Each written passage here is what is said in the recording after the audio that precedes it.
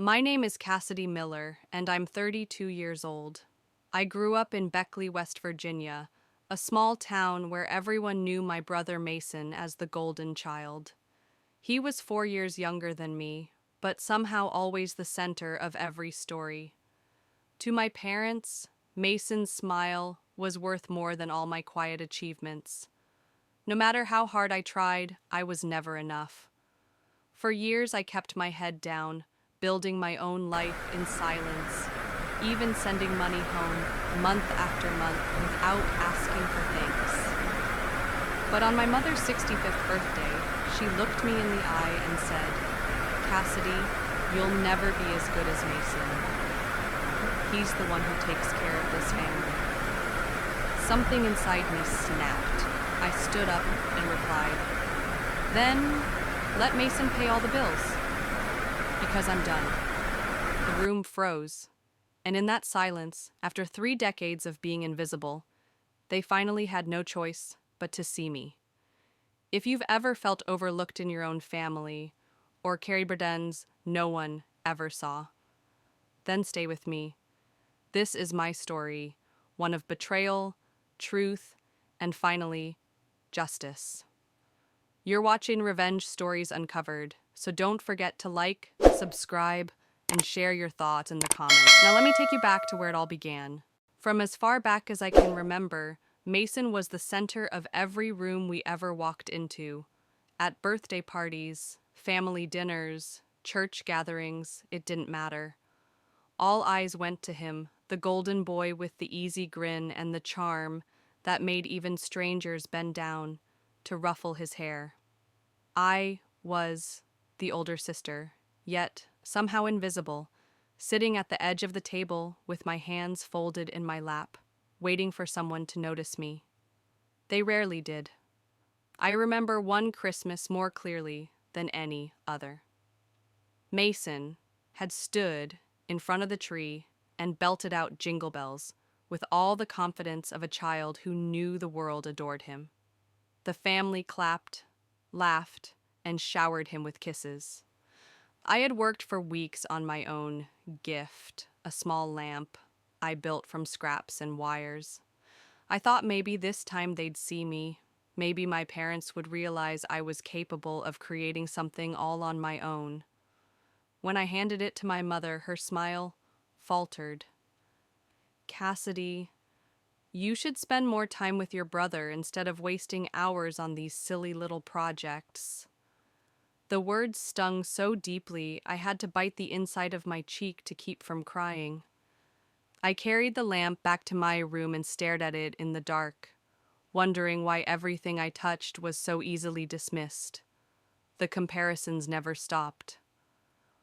"Look at Mason," my father would say after a long day at the mine, his voice softening only when it was about my brother.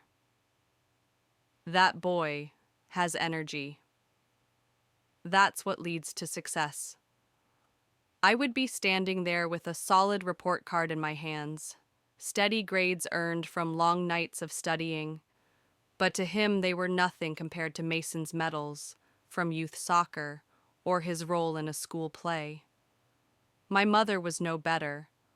Whenever she spoke to the neighbors, it was always about Mason's charm, Mason's talents, Mason's future. I was mentioned in passing, if at all, as the quiet daughter who read too much. Even in small, ordinary moments, the message was clear. Mason was light. I was shadow.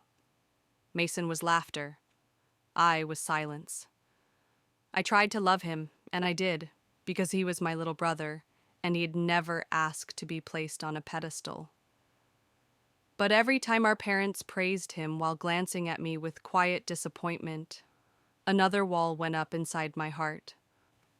I told myself it didn't matter, that I didn't need their applause. But when you are a child, all you want is to be seen, to be enough. At night, I would lie awake staring at the ceiling, asking questions no one could answer. Would I ever matter to them? Would they ever see me as more than Mason's sister? Or was I destined to remain a shadow forever? Those questions carved deep into me, shaping not just my childhood, but the woman I was becoming.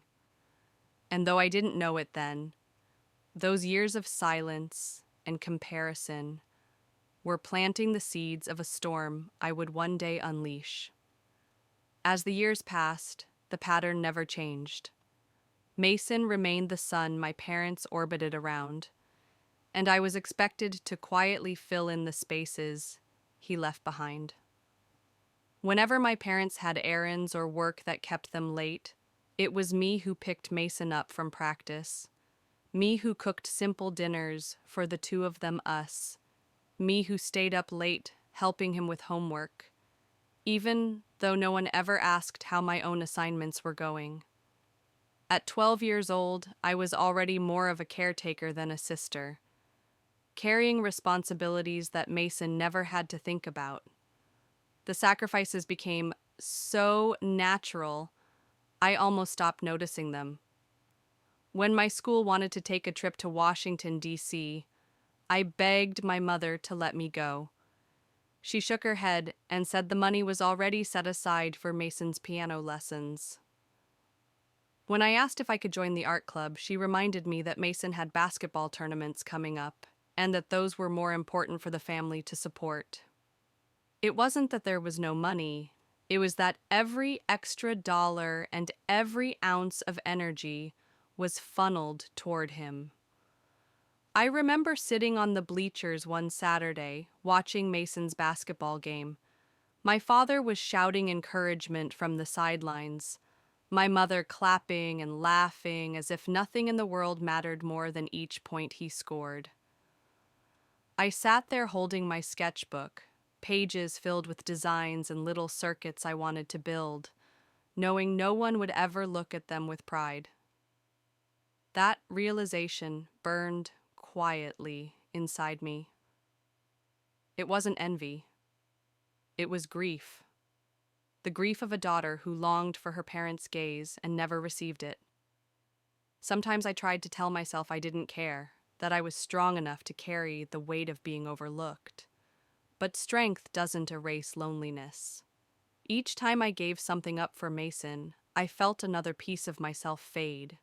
By the time I entered high school, it was second nature to step aside whenever he needed something. If Mason wanted the nicer room, he got it. If Mason wanted new shoes, my mother would sigh and say we had to tighten our belts elsewhere. I knew elsewhere usually meant me. Looking back, I realize I loved Mason too much to resent him, but I loved him at the expense of myself.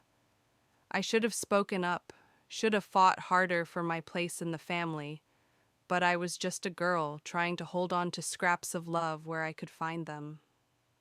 I thought that if I kept giving, eventually they would see me. That day never came. Instead, I carried my silence like a badge of honor, convincing myself that patience and sacrifice would one day be rewarded. What I didn't know then, was that my sacrifices were not building me up in my parents' eyes. They were erasing me. Each choice to step aside left me smaller, quieter, and easier to forget. And though I endured it with the fragile hope that love would one day be returned, the truth was far harsher. In their hearts, there is only space for one shining child, and it wasn't me. Even in the middle of all that sacrifice, I carried a small spark inside me, a stubborn belief that maybe one day my parents would see me for who I was. While Mason played under the bright lights of school gyms and earned the applause of crowds, I found comfort in the quiet corners of our home. There was an old computer my father had bought secondhand, and I would spend hours taking it apart and putting it back together, fascinated by the way wires and circuits work together to create something alive. To me, those hours weren't wasted. They were the first time I felt in control of something, the first time I felt powerful in a world where I was otherwise invisible. But my parents never saw it that way. Whenever they caught me bent over the machine, my mother would shake her head. Cassidy, no one is going to love you for playing with broken computers. Learn how to be more like Mason. Learn how to talk to people. Her words pierced through me, leaving a sting that lingered long after she left the room. My father didn't say much, but when he did, it was only to echo her sentiment. Your brother has charm. That's what will take him far. I would nod, swallowing my disappointment, knowing they would never understand how alive I felt in those quiet moments. Still, I longed for their approval. I tried to earn it by bringing home report cards filled with steady grades, hoping they would notice my effort. I joined the science club, built small projects with other students, even entered competitions. Once, our group was selected to present a model rocket at the school fair. I was so excited that I invited my parents, believing for once they might choose me over Mason. On the day of the fair, I stood on stage scanning the crowd, but their seats were empty. They had gone to Mason's basketball game instead. When I asked about it later, my mother simply said, "Next time, let me know earlier." The pain of that moment carved itself into me so deeply that even now, decades later, I can still feel the emptiness of that auditorium. Despite all of it, I kept trying. I told myself that if I worked harder, studied more, and proved my worth in ways they couldn't ignore, then one day I would hear the words I had been waiting for my whole life. I wanted to hear them say they were proud of me. I wanted to know that I mattered, not as Mason's sister, but as Cassidy. Each night, lying awake in the silence of my room, I imagined that day coming. I pictured my mother smiling at me the way she smiled at Mason. My father bragging about me to the neighbors, my family finally seeing me not as a shadow, but as someone worth celebrating. But deep down, a quiet fear grew. What if that day never came? What if I would always be chasing something I could never catch? That fear stayed with me, settling into my chest like a weight I carried everywhere. It pushed me to dream bigger, to look beyond Beckley, and to imagine a future where I could finally step out of Mason's shadow. What I didn't know then was that this longing for recognition, this hunger to be seen, would drive me to places I never expected. And it would also lead to the moment, years later, when I stood in that room and finally forced my family to look at me. By the time I reached high school, I had already learned what it meant to live in someone else's shadow. Mason's glow only seemed to grow brighter as he got older. Teachers adored him, classmates flocked to him, neighbors spoke his name with pride. He joined the basketball team, volunteered to MC school events, even performed in talent shows. Wherever Mason went, applause followed, and wherever I went, there was silence. I wasn't a bad student. My grades were steady, even strong. I loved the quiet hours in the library when everyone else was at lunch. Pages of science textbooks spread out in front of me, or afternoons spent in the computer lab typing my first lines of code on the school's outdated machines. I wasn't flashy, but I was passionate. Still, passion didn't matter in a family that only valued what could be seen, what could be shown off. My parents never came to parent-teacher conferences, unless Mason had an award to collect. If a teacher did mention me, it was always with faint praise. "Cassidy is doing fine," they would say, before moving on to talk about Mason's charisma and leadership skills. I sat through those meetings like a ghost, nodding quietly, as my mother beamed over every compliment that was directed at him. The comparisons grew sharper at home. My father, exhausted after his shifts at the coal mine, seemed to come alive only when Mason's name was mentioned. "That boy, is going places, he would say, his voice full of pride. When he looked at me, his expression softened into something polite, almost detached. Cassidy, you need to learn from your brother. If you keep hiding behind books, how will you succeed in life? My mother's words were softer but cut even deeper. You need to talk more, sweetheart. You can't expect anyone to notice you if you stay quiet. I wanted to tell her that I didn't want to be noticed the way Mason was, that I wanted to be valued for who I was, not for how loudly I could command a room. But the words stayed locked in my throat, swallowed like every other piece of myself I had learned to bury. When it came time to think about college, I felt a rare sense of hope.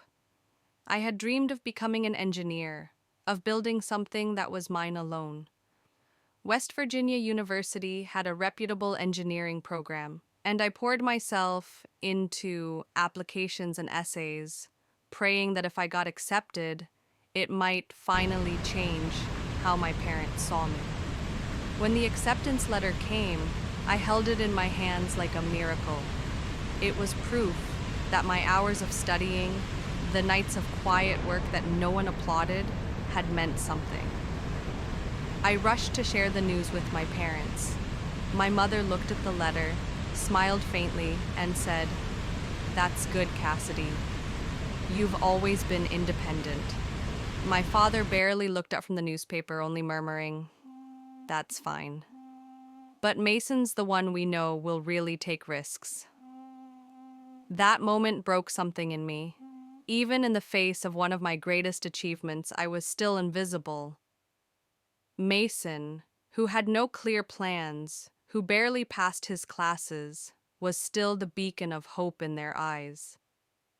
I felt my chest tighten as I realized that nothing I did would ever be enough.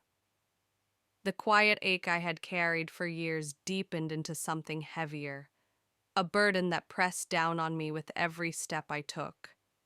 But I refused to give up. If they would not celebrate me, I would celebrate myself.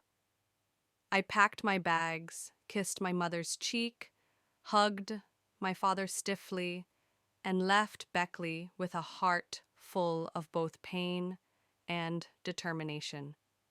On the bus ride to Morgantown, I stared out the window at the rolling hills, whispering a promise to myself. I would prove that I mattered, even if they never admitted it.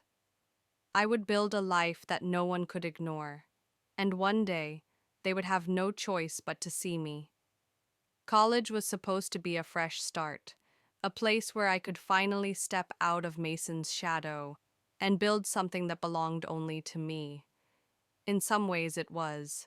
Morgantown was bigger, louder, and more alive than Beckley, and the engineering program at West Virginia University was everything I had dreamed it would be. I lost myself in the rhythm of lectures, labs, and endless hours in the computer center, fascinated by every new piece of knowledge I could grasp. For the first time in my life, I felt like I was on the path to becoming someone more than the quiet daughter no one noticed. But even in college, Mason's presence loomed over me. He had enrolled at a nearby school, but after a year, he dropped out, declaring the classrooms were too small for someone like him. He told my parents he was chasing bigger opportunities, building connections with entrepreneurs, and starting ventures that would one day make him rich. I had seen the way he spun his words my whole life, but now he had a new stage, and he played it well. He came home dressed in crisp shirts, carrying the newest phone, telling stories about deals he was about to close. My parents believed every word. When Mason called asking for money to fund his businesses, they didn't hesitate. They took out loans, dipped into savings, and told anyone who would listen that their son was destined to be a visionary. Mason is daring, my father said over the phone one evening. He's not afraid to dream big. I sat there in my dorm room, clutching a secondhand textbook that I had saved up to buy from the used bookstore, listening to his words like salt poured into an open wound. I had called that night to ask if they could help me cover the cost of another required book. My mother sighed and said, "Cassidy, things are tight right now. We just sent some money to Mason. You'll have to manage." And so I managed. I worked shifts at a coffee shop, washed dishes in a crowded restaurant kitchen, and fixed computers for classmates who couldn't afford to take them to a store. Every dollar I earned went to rent, food, and books. While Mason posted photos of himself, posing beside cars and drinking cocktails at expensive bars, I skipped meals to save money and walked to campus in the snow because I couldn't afford a parking pass. I told myself it was worth it, that one day the sacrifices would add up to something real. But there were nights when exhaustion and loneliness pressed down so hard that I cried quietly into my pillow, the sound muffled, so no one else in the dorm would hear. The hardest part wasn't the struggle itself. It was the silence from home. My parents rarely asked about my classes or my projects. When they did, it was in passing, their voices already eager to shift the conversation back to Mason's grand ideas. Once, after I'd secured an internship at a small tech company, I called my mother hoping she would be proud. All she said was, "That's good, Cassidy.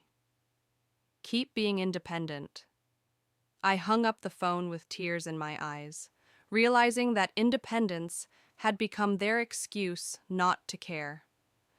Meanwhile, Mason's stories grew bolder.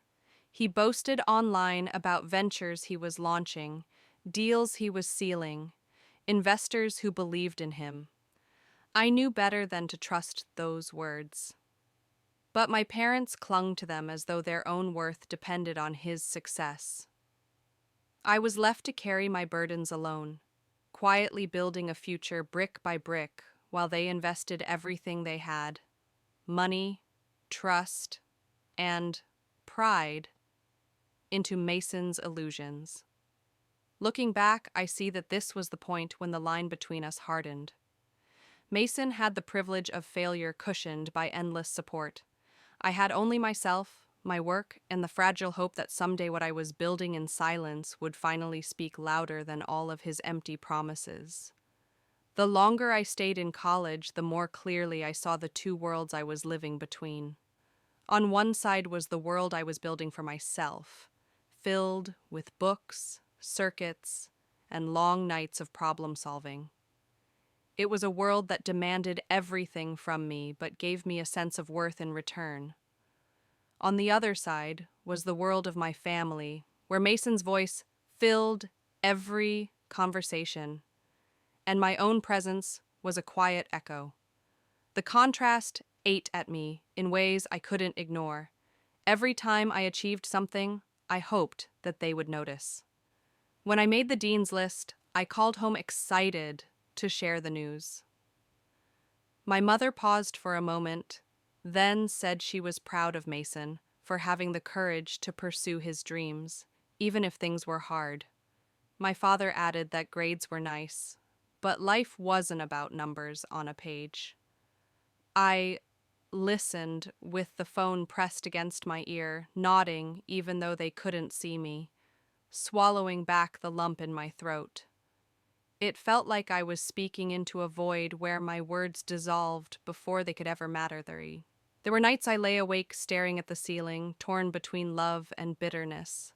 I loved my parents, I loved Mason, but I couldn't ignore how invisible I felt. I wanted their approval so badly it hurt. But I was beginning to realize that no matter what I did, it would never be enough. That realization haunted me more than the exhaustion of working late shifts or the pressure of exams. It was one thing to struggle financially, to sacrifice sleep, to live frugally. It was another thing entirely to know that the people you loved most would never look at you and see your worth. I found myself questioning everything. Was I studying engineering because it was truly my passion? Or was it because I thought maybe, just maybe, it would finally earn me a place in their hearts? Did I want success for myself? Or did I want it as proof that I was not a failure in comparison to Mason? The answers were tangled, messy, and painful. There were moments I almost convinced myself to give up, to stop trying so hard, to accept that my role in this family would always be secondary. Yet something inside me refused to surrender completely. I clung to small moments of validation, even if they didn't come from home. A professor who praised the precision of my work, a classmate who asked me for help understanding a project, the feeling of watching a program I had written finally run without errors. These were tiny sparks, but they kept me alive, reminding me that my value didn't disappear just because my parents failed to see it. Still, as much as I told myself their opinion shouldn't matter, it always did. Deep down, I wanted to hear my father say he was proud of me, to see my mother smile at me the way she smiled at Mason. The tension between who I was becoming and who they insisted I was grew heavier each year. I knew I couldn't keep chasing their approval forever, but letting go felt impossible. They were my family. How do you stop wanting the love of the people who raised you, even when that love feels conditional? The answer never came. Instead, I carried the weight of both truths. I was strong enough to build a life on my own, yet fragile enough to still crave their recognition. That contradiction lived inside me, shaping every choice I made, preparing me for the day when I would finally stop chasing and start demanding to be seen. Graduating from college felt like stepping into a different life. For the first time, I wasn't just the quiet girl in the background or the sister living under Mason's glow. I was Cassidy Miller, a 22-year-old woman with a degree in electrical engineering and an offer from a tech company in Denver. The job was far from glamorous, but to me, it was everything. It meant independence, stability, and the chance to finally prove that all the nights of sacrifice and struggle had been worth it. Denver was bigger than anything I had ever known. The skyline glittered with promise. The office buzzed with energy, and every day I woke up knowing I was carving out a life for myself. I worked long hours, often staying late, to learn from senior engineers, eager to prove I belonged. Slowly, I began to find my rhythm. My paychecks weren't huge, but they were steady, and for the first time I could pay my own bills without fear. I rented a small apartment on the outskirts of the city, decorated it with thrift store finds, and felt proud of every piece of it because it was mine. Even then, my thoughts drifted home. My parents were aging, my father's health was beginning to decline after decades of hard labor in the mines, and my mother was working part-time at a local diner. I knew they struggled, and despite the pain of feeling invisible all my life, I wanted to help. Month after month, I set aside part of my paycheck and sent it back home. At first, it was just a few $100s. Then, as I gained raises and promotions, it grew to $2,000, sometimes even $2,500. It wasn't easy. It meant skipping luxuries, living frugally, and working extra shifts. But I told myself it was worth it. I believed that giving back would finally show them who I really was. The problem was that I trusted Mason to handle it. My parents were not comfortable with online banking, and Mason, ever the smooth talker, convinced me it would be easier if I transferred the money to his account and he would pass it on. I wanted to believe he had grown, that adulthood had humbled him. When he called, telling me how much he admired my hard work, how grateful he was for my help, I let myself believe it was true. For a while, it seemed to work. My parents never mentioned money troubles, and I assumed my support was easing their burdens. I even felt a fragile sense of hope that maybe this would be the bridge that finally connected us, that they would begin to see me differently. But slowly, cracks began to show. When I visited home one holiday, I noticed my father's shoes were worn thin, and my mother's coat had patches at the elbows. I asked gently if they needed more, and my mother only smiled tiredly and said Mason was already doing so much for them. Her words landed like a stone in my chest. Mason was doing so much, I was the one sending the transfers every single month. Confused, I laughed softly and said I was glad Mason was helping too, but inside I felt something shift. It didn't make sense. The next week, Mason posted photos online of himself hosting a lavish party, champagne bottles lined up on tables, a diamond ring sparkling on his girlfriend's hand. The caption read, "For the love of my life. Only the best." I stared at the picture, my heart thudding in my chest, realizing with sickening clarity what was happening. The money I sent wasn't reaching my parents. It was funding Mason's performance, his lifestyle, his image as the devoted son and successful man. The betrayal cut deeper than any comparison or careless remark from my parents ever had. I had worked, sacrificed, and sent away pieces of myself month after month, only to discover that my brother had stolen not just my money, but also the recognition that might have finally been mine. My parents praised him as the provider, the one who took care of them, while I was left in silence once again.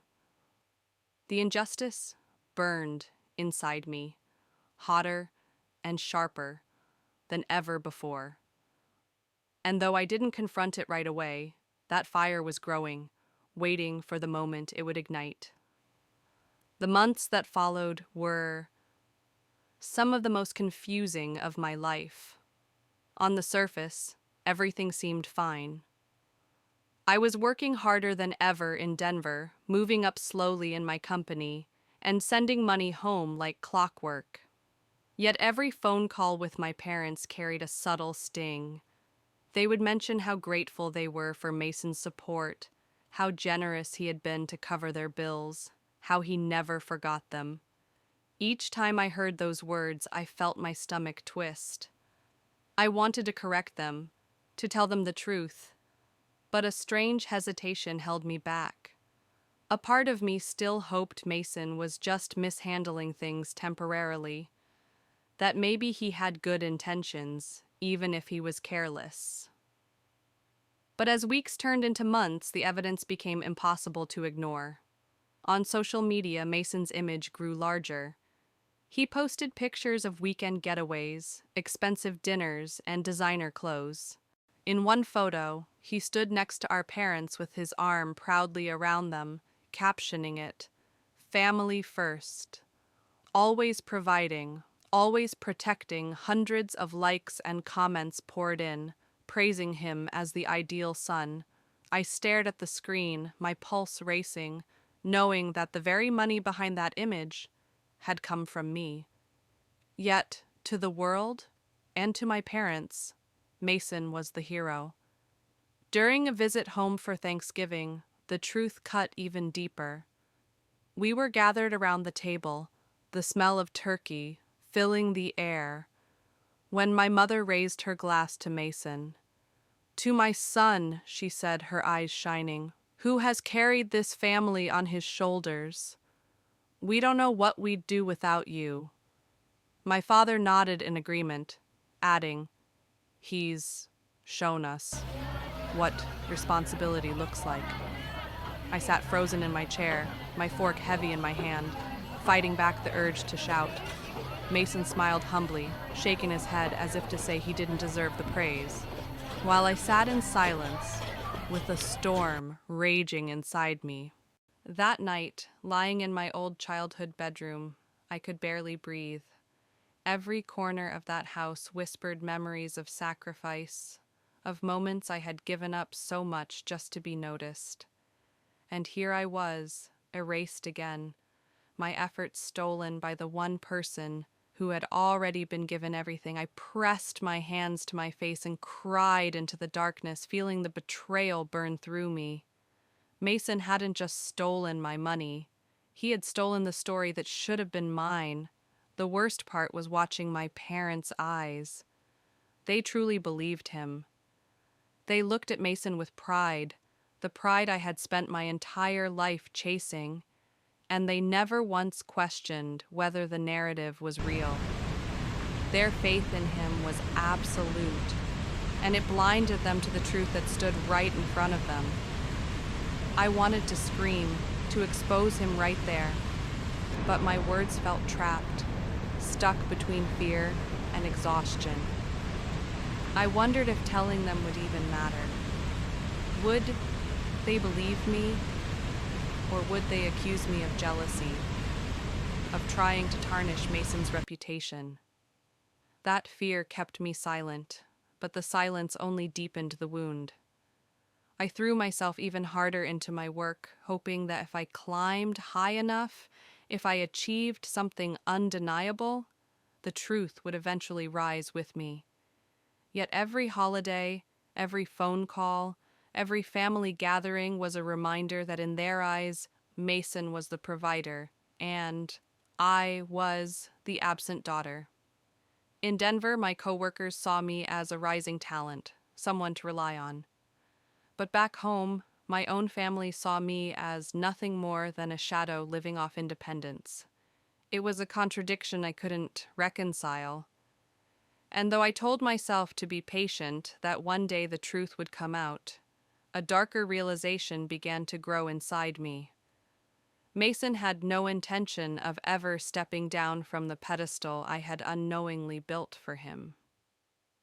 He was thriving off the image my sacrifice created, and as long as I stayed quiet, he would continue to shine with the light that was never his to begin with. The realization came slowly, like a tide rising higher, every day until one morning you wake up and the shore is gone. I had always known my parents favored Mason, but somewhere deep down I had believed that if I gave enough, if I kept showing up, they would finally see me. Discovering that Mason had taken my sacrifices and turned them into his crown was more than betrayal. It was erasure. It was as if I had been written out of my own story and replaced with him. I started noticing how my parents spoke to me differently. When I called, they rarely asked how I was doing. Their questions were perfunctory, shallow, before drifting back to Mason. "He's doing so much for us," my mother would say with a tone filled with admiration.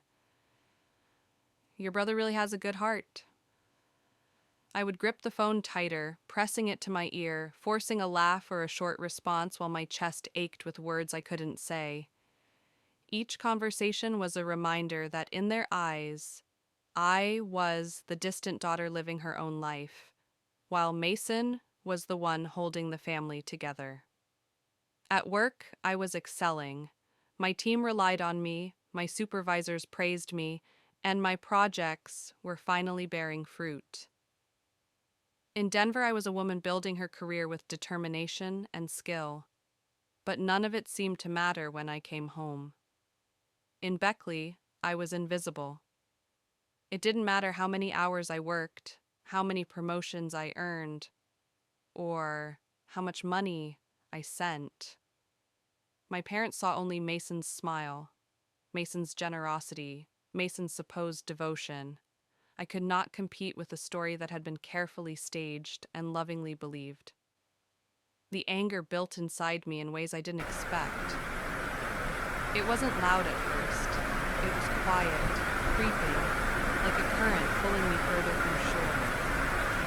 Some nights I would lie awake in my Denver apartment staring at the ceiling, replaying every sacrifice I had made, every time I had chosen responsibility over comfort, every transfer I had sent back home.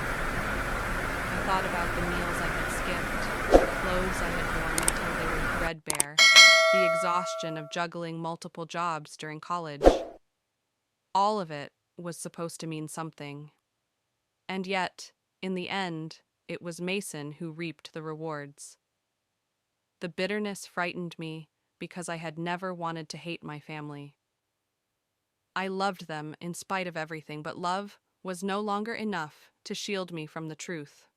They didn't see me, and maybe they never had. I began to wonder if I had been chasing a ghost all my life, a version of parental love that had never existed for me. That thought tore at me more than the betrayal itself. Because if that was true, then what had all my sacrifices been for? Still, even as the anger sharpened, a part of me longed for their recognition. I caught myself daydreaming about walking through the front door one holiday. And instead of my mother praising Mason, she would look at me and say she was proud.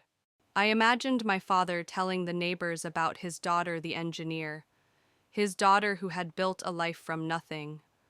The fantasies were painful because they felt so impossible, but I clung to them anyway. They were the only balm against the silence. That contradiction tore me apart. Half of me wanted to confront Mason, to scream the truth in front of everyone and watch their faces when they realized who had really been keeping them afloat. The other half wanted to keep sacrificing in silence, because silence was all I had ever known. The struggle between those two selves grew heavier with every passing day, until it became clear that something would eventually have to break.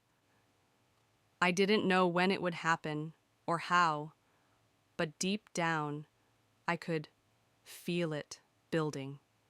My patience was thinning, my hope was unraveling, and the quiet daughter who had lived her whole life in the shadows was standing closer and closer to the edge of eruption.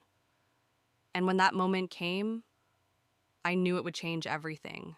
When my mother's 65th birthday came around, I knew I couldn't avoid it. No matter how much distance I had put between myself and Beckley, there were moments I still felt pulled back home, as if some part of me still hoped that things might be different. I had told myself that this time would be better, that I was no longer the fragile girl who cried into her pillow at night. I was 32 years old, successful in my career, living in Denver with a steady job and a man who loved me for who I was.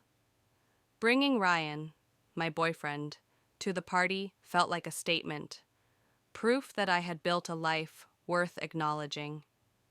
The drive back to Beckley was long and heavy with memories. As the hills rolled past, I thought about every visit before, every holiday when Mason's name filled the room while mine was barely whispered. But Ryan reached for my hand on the steering wheel and squeezed it gently. "They'll see you," he said softly, his eyes full of certainty I wasn't sure I shared. I smiled at him, grateful, even though a knot tightened in my stomach the closer we got.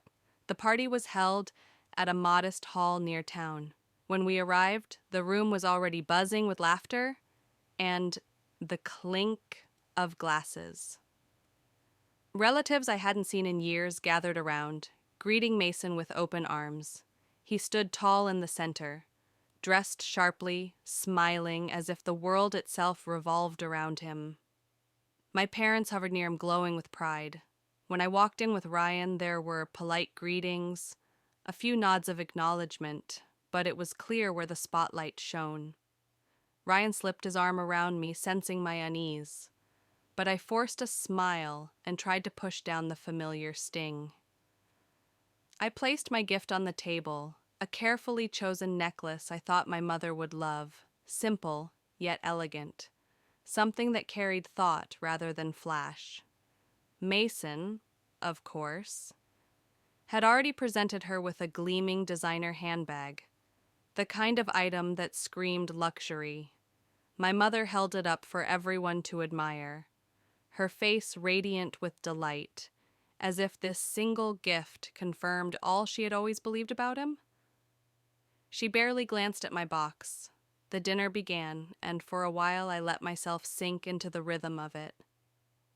The food was good, the wine flowed, and Ryan tried his best to keep me grounded, asking relatives about their lives, drawing me into conversations. For brief moments I felt almost normal, almost like I belonged. But then the small comments began, the subtle reminders that nothing had changed. An aunt leaned across the table and said, "Brrr, you must be so proud of Mason, taking such good care of your parents. He really is a blessing." My mother nodded quickly, her eyes shining as she replied, "Yes, Mason has been incredible. He makes sure we never go without the words hit me like a familiar bruise pressed too hard." I swallowed, my fork trembling slightly in my hand, but I stayed silent. Ryan glanced at me, concern flickering in his eyes, but I shook my head. I wasn't ready. Not yet. As the night went on, the pattern grew clearer. Every toast circled back to Mason. Every story highlighted his generosity, his ambition, his supposed sacrifices. It was as if the entire room was scripted to play out the narrative he had crafted, one where he was the dutiful son, and I was little more than a guest at the table. My chest tightened with every laugh, every word of praise. I wanted to scream that it was my money, my work, my years of sacrifice that had kept things afloat. But instead, I pressed my hands against my lap, nails digging into my skin, and forced myself to breathe. There was a moment, just before dessert was served, when Mason caught my eye. His smirk was subtle, barely there, but I saw it.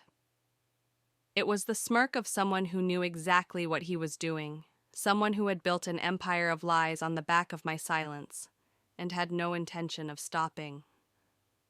For the first time that night, I felt the anger inside me rise, not just as a whisper, but as a roar. It wasn't just the injustice anymore. It was the humiliation of sitting there while everyone I loved believed a story that may erase me completely. I reached for Ryan's hand under the table, grounding myself in his steady grip. The warmth of his touch reminded me that I was no longer alone, that I had someone who saw me, truly saw me. And for the first time in my life, I felt the beginnings of courage bubbling up, pressing against the years of silence I had carried. I didn't know yet how the night would end, but I knew this much. I couldn't keep pretending. The truth was coming, whether anyone wanted to hear it or not. The evening had carried on with the same familiar rhythm. Mason in the center, my parents glowing beside him, and me trying to hold myself together at the edges of the celebration. I had thought maybe I could survive the night with nothing more than the dull ache of being forgotten, the same ache I had carried my whole life. But then my mother rose from her chair, a glass of wine in her hand, and everything shifted. She cleared her throat, smiling at the crowd of relatives and friends who had gathered for her birthday. "I want to take a moment," she began, her voice warm, "to thank my children. Tonight, I feel so blessed, because I know I've been cared for all these years by the most devoted son any mother could ask for." She turned and placed her hand on Mason's shoulder, her eyes shimmering with pride. "Mason has carried this family. He has worked so hard to make sure we never go without. He is proof of what it means to be loyal and selfless." The room erupted with applause. People nodded and murmured their agreement, glasses clinking in toast to Mason. I sat frozen, my cheeks burning hot, my heart pounding so hard I thought it might burst. I glanced at Ryan, who looked at me with a mixture of sympathy and disbelief, his hand tightening on mine. He knew, just as I did, that every word my mother had spoken was a lie built on the sacrifices I had made. Before I could steady myself, her eyes turned to me. "And Cassidy," she said, her smile faltering, "I hope you've learned from your brother. He's shown what true responsibility looks like. Maybe one day you'll understand what it means to put family first." The words sliced through me sharper than any blade. I had heard versions of them my entire life, but spoken here, in front of every relative, every friend, they felt like a final verdict. I was not enough. I had never been enough, and in that moment, my mother made sure the whole world knew it. The humiliation pressed against my chest until I couldn't breathe. My fork clattered onto the plate, and the room fell strangely quiet. I rose slowly, my legs trembling, but my voice steadier than I expected. "If that's the case," I said, each word echoing in the sudden silence, "then let Mason pay all the bills from now on, because I'm done." A gasp rippled through the crowd. My father shifted uncomfortably in his seat, his brow furrowed in confusion. My mother blinked at me as though she couldn't quite process what I had said. Mason's smirk faltered, the mask slipping for just a moment before he regained his composure. "What are you talking about?" my mother asked, her voice sharp with disbelief. "Mason has been the one supporting us. You've never sent a dime." The words struck harder than I expected, even though I had known deep down this was how they saw me. My throat tightened, but I refused to sit back down. "That's not true," I said, firmly, pulling my phone from my purse. My fingers shook as I scrolled, but I found the screen I needed. With a deep breath, I held it up for everyone to see. For years, I've been sending money. Every month, thousands of dollars. Through Mason's account, a stunned silence filled the room. Relatives leaned forward, eyes widening as they glanced at the list of transactions glowing on the screen. My father's mouth opened, then closed again, his face pale. My mother's hand slipped from Mason's shoulder as if it had suddenly grown too heavy. Mason's voice cut through the air, strained and defensive. "Cassidy, you don't understand. I was just managing things for you. You're twisting this," but the evidence was there, undeniable. The applause had faded, replaced by whispers, shocked looks, and the uncomfortable weight of truth settling over the celebration. I had spent my whole life waiting to be seen, and now, finally, there was no hiding from what I had done. For the first time, the silence belonged to them, not me. The room seemed to hold its breath. My words still hung in the air, and the glow of my phone screen lit up the table like a spotlight no one could escape. For the first time in years, it wasn't Mason's charm that commanded attention. It was the truth I had carried in silence. My mother's face drained of color, her lips parting as if she wanted to speak, but no words came. My father shifted in his chair, rubbing his temples, his expression clouded with disbelief and something else I couldn't quite name. Around us, relatives whispered to each other, their eyes darting between me, Mason, and the glowing proof in my hand. Mason tried to laugh, the sound hollow and unconvincing. "Cassidy, you're making this look worse than it is. I wasn't stealing. I was helping manage things. You know how complicated it can be. I used some of the money, yes, but it was for good reasons, for the family." The room bristled with unease. No one was convinced. My mother's eyes narrowed, her voice shaking as she turned to him. Is this true, Mason? Did your sister send all this money? Have you been lying to us? Her tone cracked, the words almost strangled in her throat. Mason opened his mouth, closed it, then tried again. I just wanted to protect you. To keep up appearances. You've always been proud of me. I didn't want you to know how hard things really were. He gestured helplessly, searching for sympathy, but there was no applause this time. The silence was crushing, and his excuses sounded smaller with every word. My father leaned forward, his voice low but trembling with anger. You let us believe you were the one supporting us. All this time, while Cassidy sacrificed in silence, you let us praise you as if you carried the weight. You took her money and used it to make yourself look good. How could you? The smirk Mason had worn earlier was gone. He looked cornered, exposed, his carefully built image crumbling in front of everyone. For a moment, I almost pitied him. But then I remembered every night I had skipped dinner to save money, every hour of overtime I had worked, every pang of loneliness I had swallowed while wiring money to keep our parents safe. That pity turned to steel. My mother pressed her hand to her chest as though trying to steady her breathing. Cassidy, she whispered, her eyes filling with tears. All these years, it was you? Her voice cracked on the last word, and I nodded, my throat tight. The room seemed to close in, every pair of eyes finally fixed on me and not on Mason. For the first time, I was no longer invisible. Ryan spoke softly beside me, his hand still steady on mine. They need to hear it, Cass. Tell them everything. His encouragement gave me the strength I needed. I sent the money because I wanted to help, I said, my voice firm, even as it wavered with emotion. I wanted to take care of you, even when you didn't see me. I trusted Mason because I thought he had grown, but he took my sacrifices and made them his own.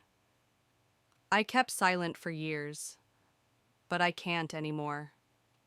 Not tonight. The weight of my confession seemed to ripple through the room. My parents stared at Mason, their faces etched with betrayal and disbelief. Mason tried one last time, his voice cracking under the pressure. I didn't want to disappoint you. I thought if you knew the truth, you'd see me differently. I couldn't let that happen.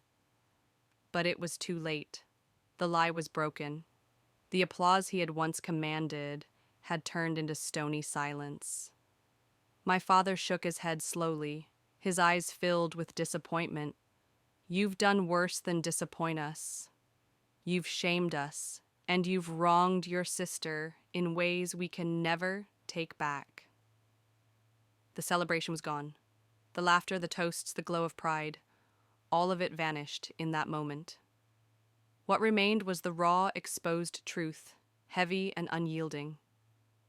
My mother wiped at her eyes, her voice quiet, as she said, "We praised the wrong child. And we failed the one who truly stood by us." I stood there trembling, not from fear, but from release. After decades of silence, of invisibility, of sacrifice erased, I had finally been seen. The truth was no longer mine alone to carry. It was out in the open, undeniable.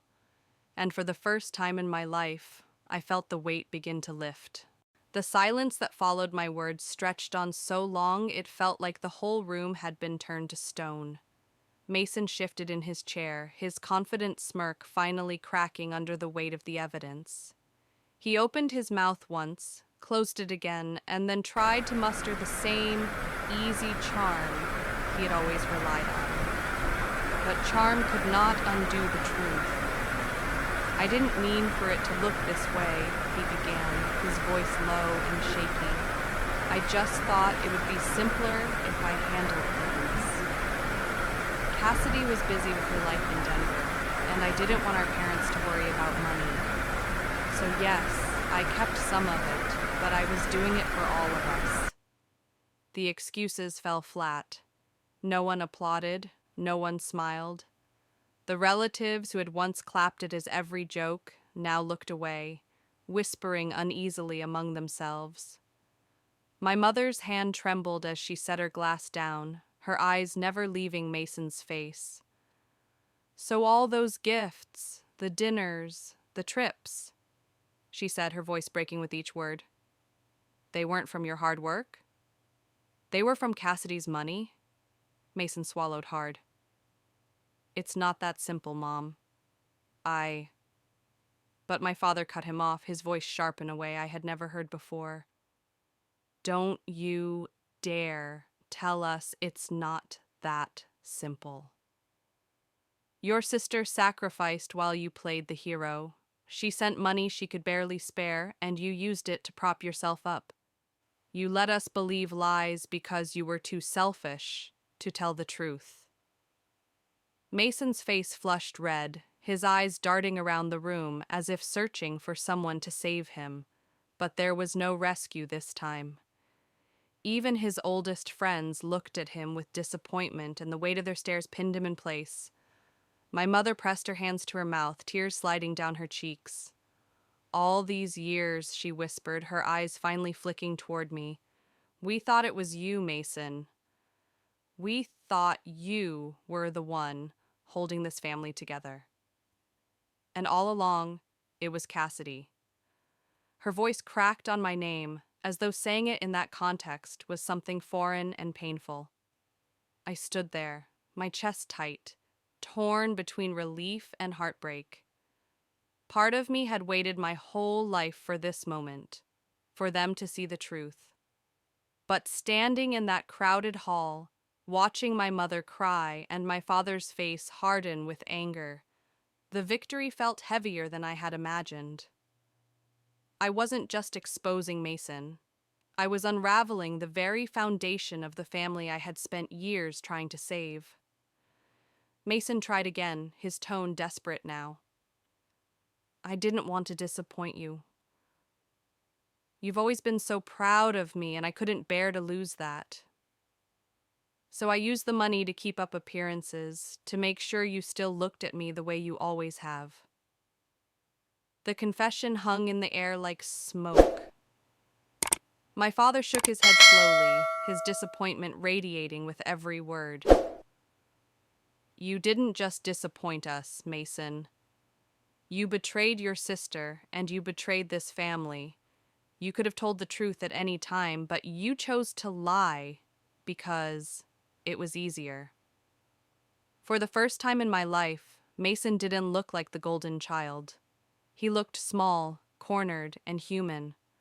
My mother's sobs filled the silence, her body shaking as she turned away from him. And I stood there, feeling the weight of decades of favoritism collapsing in a single night. Ryan's hand found mine under the table, steadying me as emotions surged through me. There was satisfaction, yes, but also grief. Satisfaction that the truth had been spoken, that the lies had been pierced beyond repair. Grief because the illusion my parents had built around Mason had shattered, and with it, the fragile structure of our family. My father looked at me then, his voice softer, but still heavy. "Cassidy, we owe you more than an apology. We owe you years we can never give back. I don't know how to make it right, but I know this much. Tonight, I see you." His words brought a sting of tears to my eyes, the kind of tears that carried both pain and release.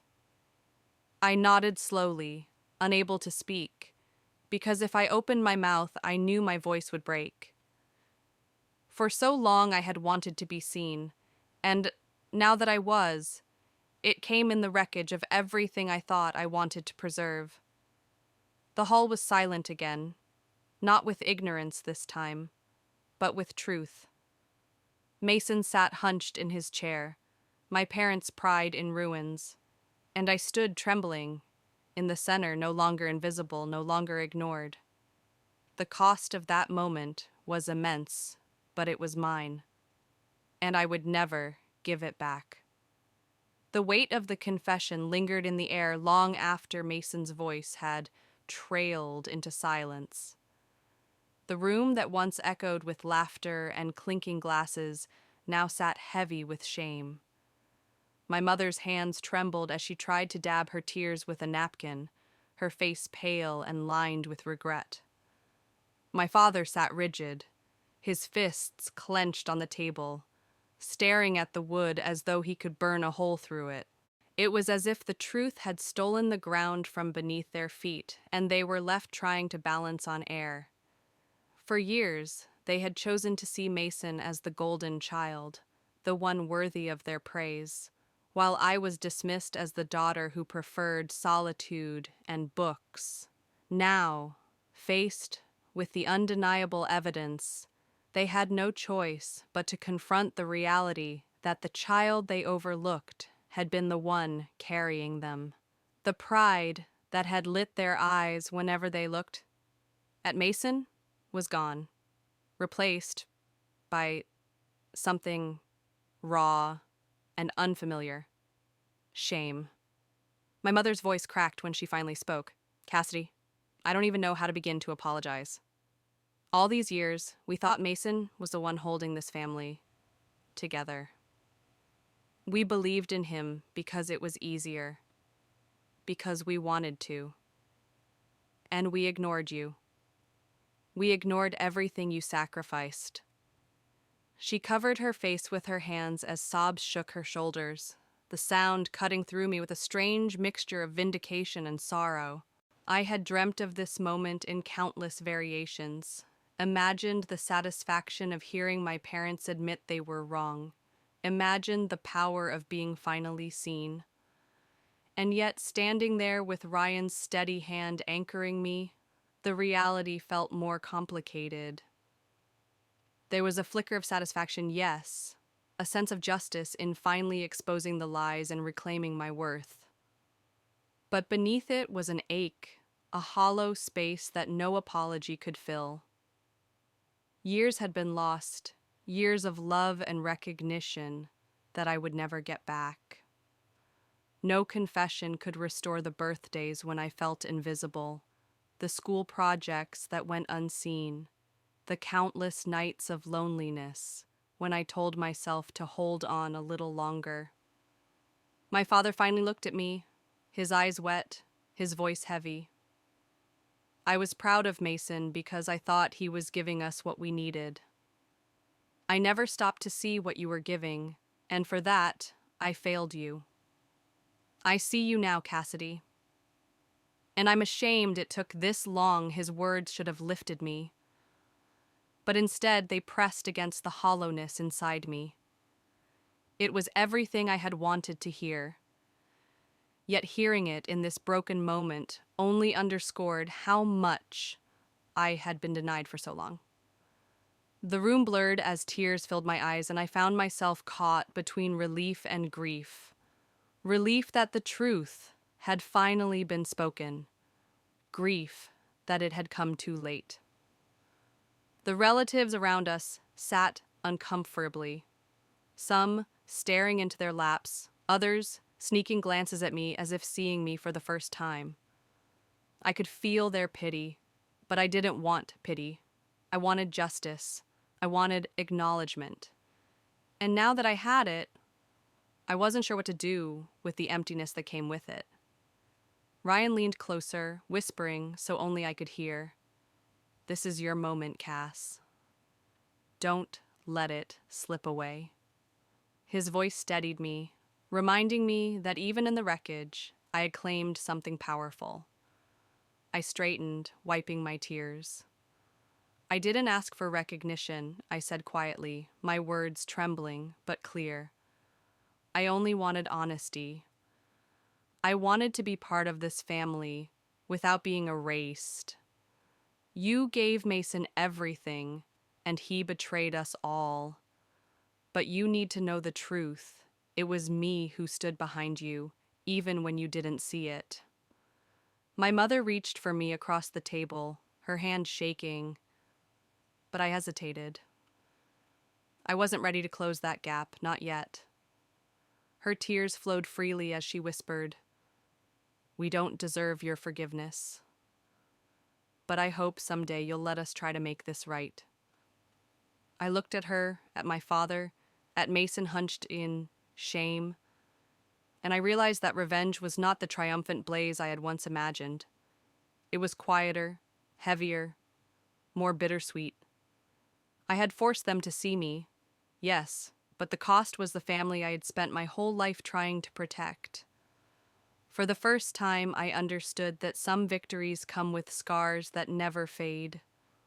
The weight of my parents' regret hung in the air, heavy and suffocating, but for the first time in my life, I did not shrink beneath it. I had spent years bending, sacrificing, and silencing myself in hopes of earning their approval. But now I stood taller, steadier, no longer willing to settle for crumbs of recognition. Their apologies, as raw as they were, did not erase the decades I had been overlooked. If things were going to change, it would not be through tears alone. It would require boundaries that had never existed before. I looked at my parents, then at Mason slouched in his chair, his face pale and his confidence shattered. My voice was calm but firm as I spoke. I need you all to understand something. I am not going to keep living in a family where my efforts are erased and lies are rewarded. If I am going to continue being a part of this family, things have to change. The room quieted even more, as if everyone leaned closer to hear. My father furrowed his brow. "What do you mean, Cassidy?" I took a deep breath, steadying the tremor in my chest. "First, there can be no more favoritism. No more comparing me to Mason, no more assuming that he carries the weight while I stand on the sidelines. I have carried this family for years, and that fact can no longer be denied. If I send money, it goes directly to you, not through him, not through anyone else. Transparency and honesty, or nothing at all." My mother nodded quickly, tears still spilling down her cheeks. "Yes, of course. We should have seen that sooner. We will never make that mistake again." Her voice cracked, but I could hear the sincerity in it, even if it came years too late. Then I turned to Mason. He shifted uncomfortably under my gaze, his hands fidgeting with the edge of his jacket. "And you," I said, my tone sharper now, "you don't get to keep pretending. If you want to be seen as a man, then act like one. Get a real job. Take responsibility for your own life. If you want to support our parents, do it with your own money, not mine. You've been playing the part of the golden child for so long that you don't even know what it means to be genuine." That ends. Tonight, Mason's jaw tightened, his eyes flashing with a mixture of anger and shame. For a moment, I thought he might snap back, defend himself with the same arrogance that had always carried him. But then his shoulders slumped, and his voice came out smaller than I had ever heard it. "I don't know if I can fix what I've done," he admitted, staring at the floor, "but I'll try. I don't want to lose everything." The room held its breath again, as though no one dared to move, while the foundation of our family shifted. My father leaned back slowly, his expression unreadable. But I caught the faintest nod of agreement when he glanced at me. It was the first time I felt that he truly respected my words, not out of obligation, but because he finally understood their weight. Ryan squeezed my hand beneath the table, his quiet support reminding me that I was no longer fighting alone. I had spoken my truth, drawn my line in the sand, and demanded respect that had been denied me for decades. It felt terrifying and liberating all at once. I looked back at my parents, softening just slightly. I don't expect things to heal overnight. But if we're going to move forward, it has to be as equals. I'm not Mason's shadow anymore. I never was. And I refuse to let you treat me like one. Tears slipped down my mother's face as she reached for me again, her voice trembling. You're right, Cassidy. We failed you, but we hear you now. We will do better. We have to. For the first time that night, I let her hand brush against mine. It wasn't forgiveness yet, but it was a start. As I stood there, surrounded by relatives who had just witnessed the unraveling of the family's illusion, I realized this was more than revenge. It was reclamation. I had taken back my voice, my truth, and my place in the family narrative. And from this moment on, the rules had changed. The days after my mother's birthday felt strangely quiet. It was as if the storm of that night had left everyone stunned, struggling to find their footing in the wreckage of truth. For years, our family had been balanced on a lie, with Mason at the center. Now that the lie had been stripped away, we were left with something raw and fragile. At first, my parents hardly knew how to face me. My mother called the day after the party, her voice trembling. She tried to speak as if nothing had happened, asking if I had gotten back to Denver safely, if Ryan enjoyed the food, if I was taking care of myself. But beneath her questions, I could hear the hesitation, the weight of guilt pressing on every word. For the first time in my life, she was careful with me, as though afraid I might shatter if she said the wrong thing. My father was quieter. He did not call immediately, but a week later, I received a letter in the mail. The handwriting was shaky, uneven, but unmistakably his. In the letter, he admitted things I never thought I would hear from him. He wrote that he had failed to see me, that he had been blinded by his pride in Mason, and that every time he looked at me now, he was reminded of how wrong he had been. I can't change the years I overlooked you, he wrote, but I want to change the years ahead. I sat at my kitchen table reading those words over and over, tears sliding down my face. It was the closest thing to healing I had ever received from him. When I visited home again a few months later, the difference was undeniable. For the first time, my parents asked about my work without immediately turning the conversation back to Mason. My mother sat with me at the kitchen table, listening intently as I described a project I was leading at the company. She asked questions, genuine ones, her eyes filled not with dismissal, but with interest. My father, who once shrugged off my grades and achievements, introduced me to a neighbor as my daughter, the engineer. The pride in his voice startled me so deeply that I almost forgot how to respond. It wasn't perfect. Old habits die slowly. And there were moments when my parents still slipped into old patterns, praising Mason too quickly or hesitating when they tried to show pride in me. But there was effort now, a conscious attempt to close the distance they had created for so many years. And for the first time, I felt as if there was space for me at the table that had never truly been mine. What surprised me most was how small gestures mattered, more than grand declarations. My mother sending me a message just to ask how my day had gone. My father calling to tell me he had read an article about women in engineering and thought of me. Simple words, ordinary actions, but to me, they were monumental. They were acknowledgments I had been starved of for decades.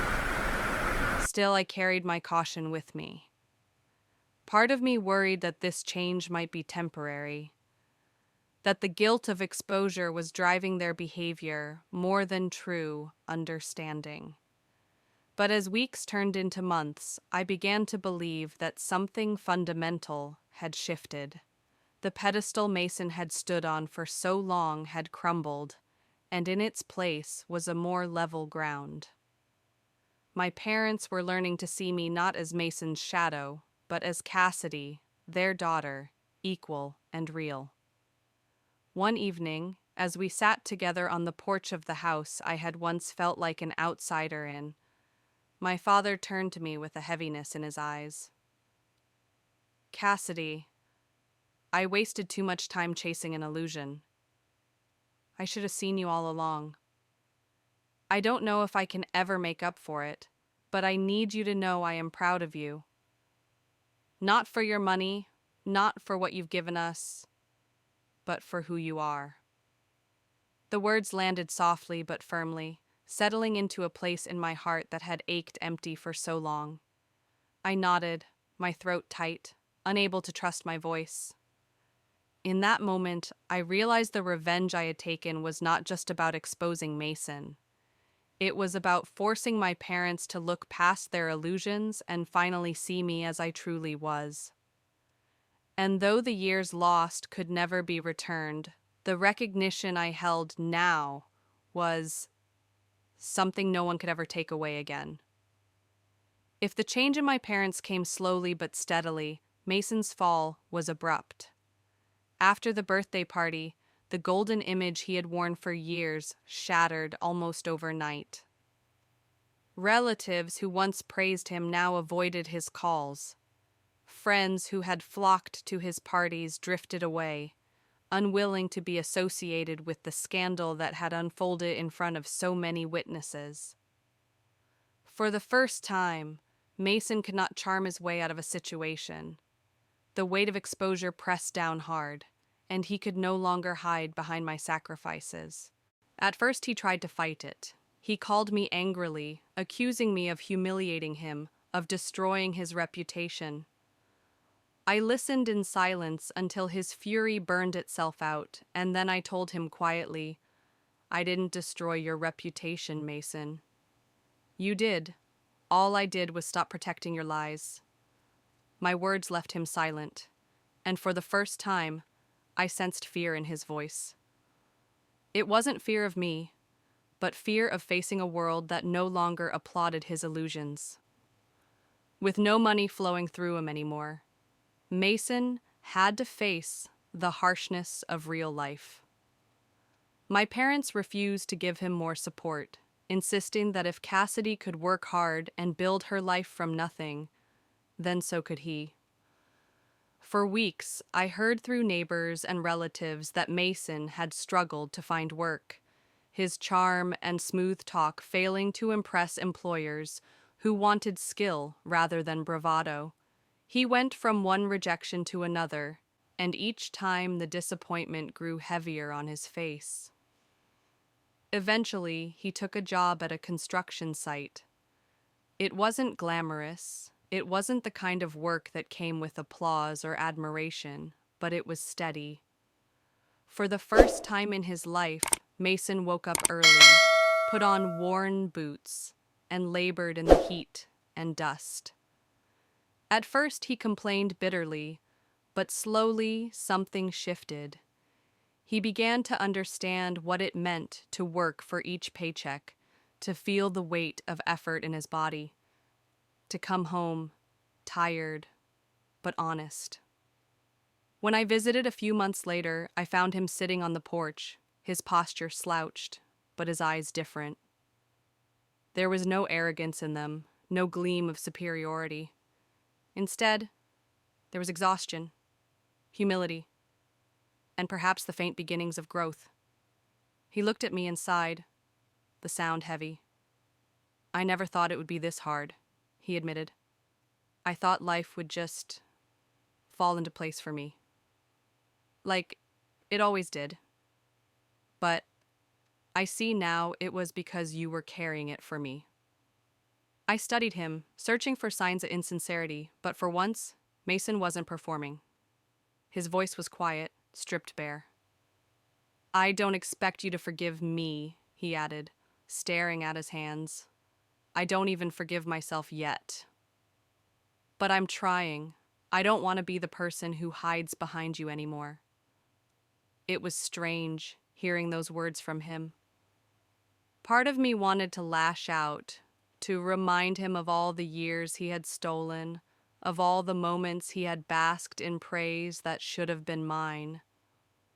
But another part of me, the part that had grown weary of carrying anger, recognized the weight in his voice. Mason was finally standing in the mess he had created, and for the first time, he wasn't running from it. Our parents, too, treated him differently. They no longer praised him blindly or excused his mistakes.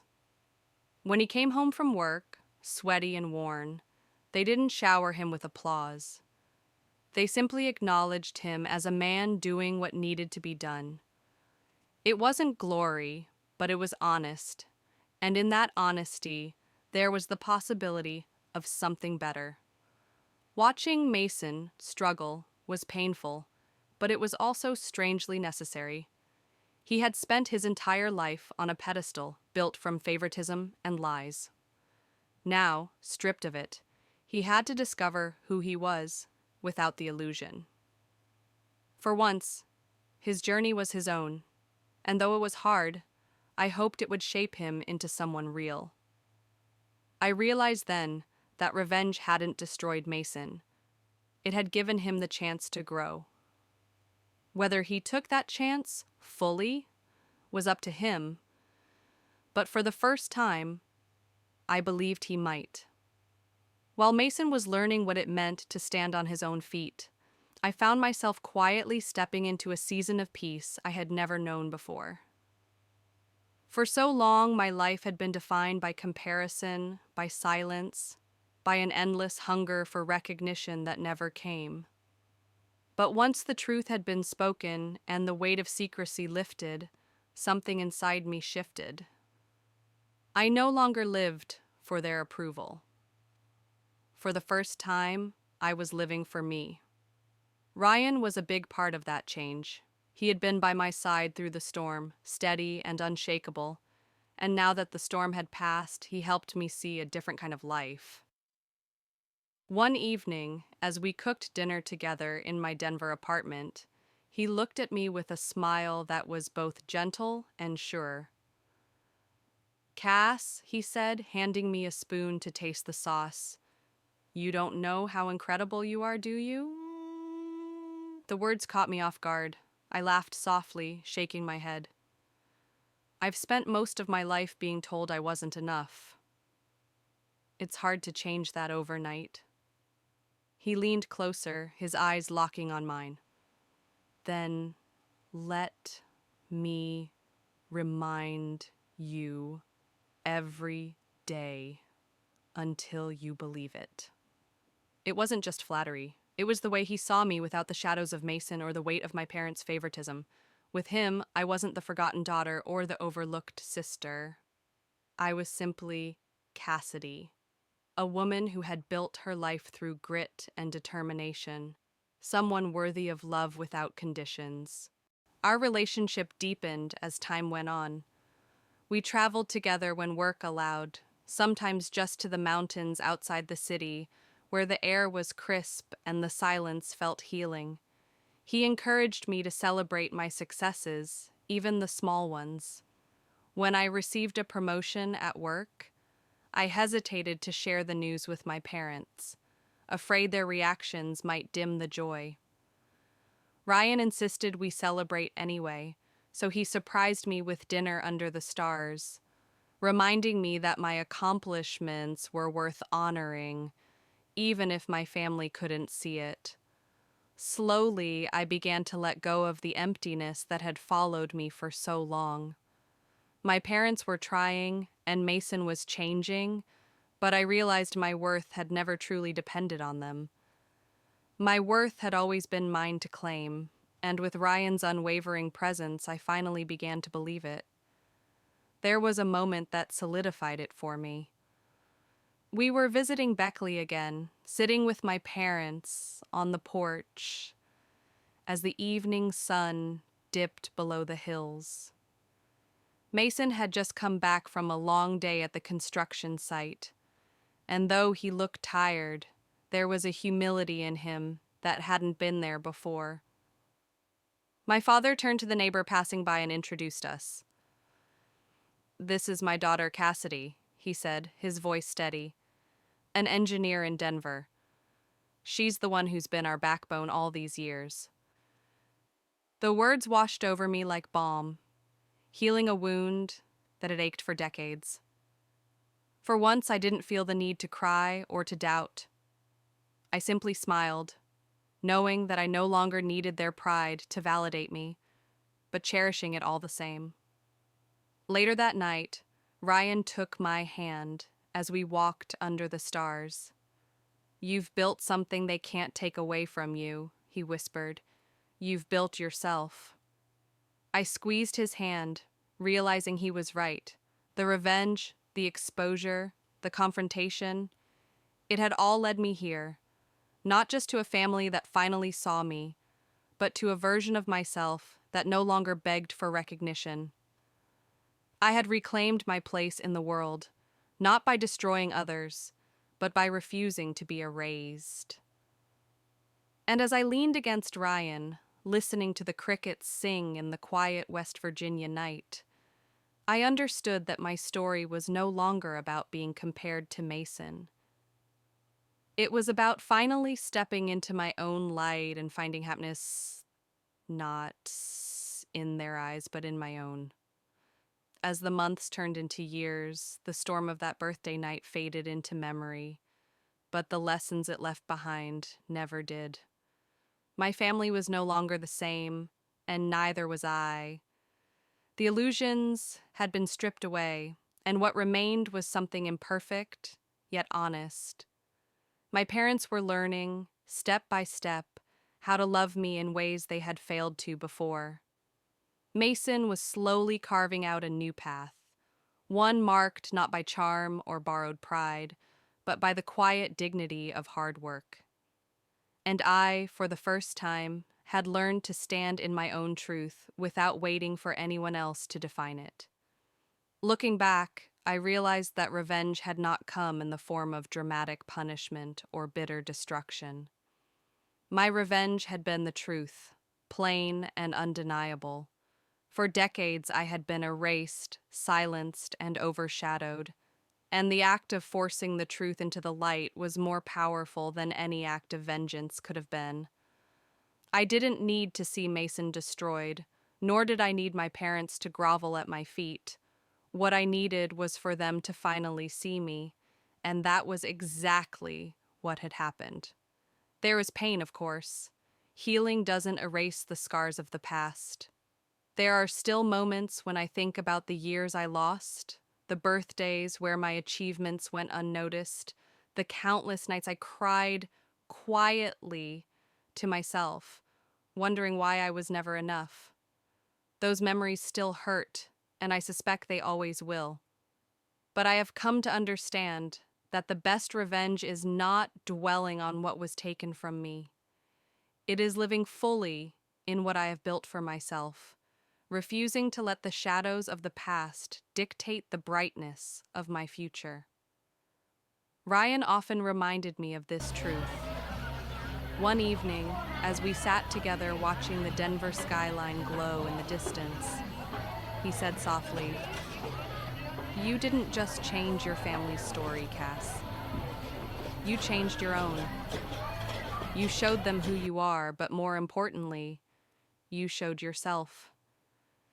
His words stayed with me, echoing every time I felt doubt creep back in. Because he was right. The moment I stopped living for their approval and started living for my own worth, I truly reclaimed my life. To anyone who has ever felt overlooked in their own family, my story is for you. To the daughters who worked quietly while their brothers were praised, to the children who carried burdens in silence only to be forgotten, know this: Your worth does not depend on the recognition of those who fail to see you. Sometimes revenge is not about tearing others down. Sometimes it is about standing so firmly in your truth that no one can deny you anymore. My parents' tears that night, Mason's confession, the stunned silence of our relatives. Those were moments of reckoning, but they were not the end. The true ending was the way I walked forward from there, no longer a shadow, no longer invisible. The true ending was the way I learned to smile without waiting for their approval. The way I chose to forgive without forgetting.